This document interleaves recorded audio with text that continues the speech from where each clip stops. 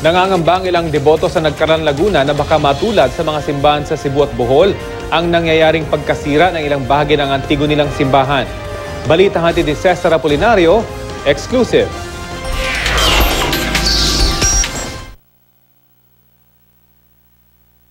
Kuha ito ng mga nagbagsakang tipak ng bato sa labas ng San Bartolome Church sa Nagkaran, Laguna noong umaga ng February 6. Sabi ng mga nasa simbahan noong araw na yun, nakaramdam sila ng mga pagyanig.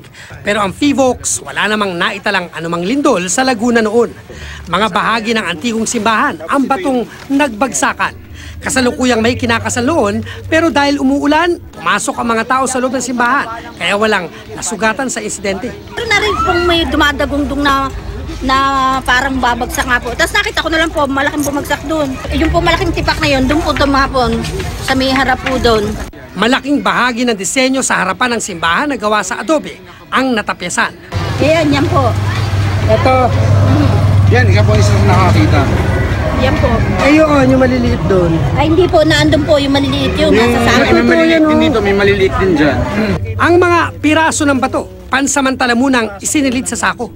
May mga nagbabagsakan pa rin daw ng tipak ng bato hanggang nitong linggo. Kasi winalis na namin kayo ng umaga.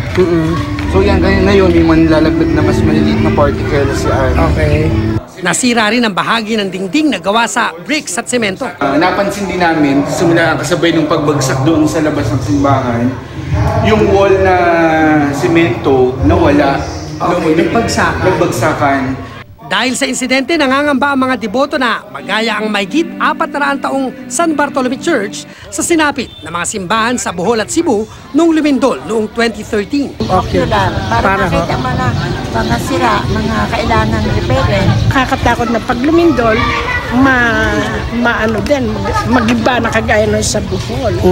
Sayang kung ang simbahan matanda na. Pero hindi lang sakuna ang sumisira sa simbahan.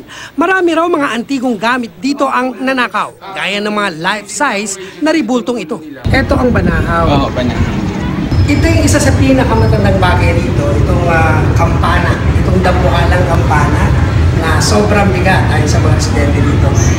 November 1842 daw ito ginawa. Samantalang kumakapit na lang dito ay ang chain na yan, na sabi nila pang party daw.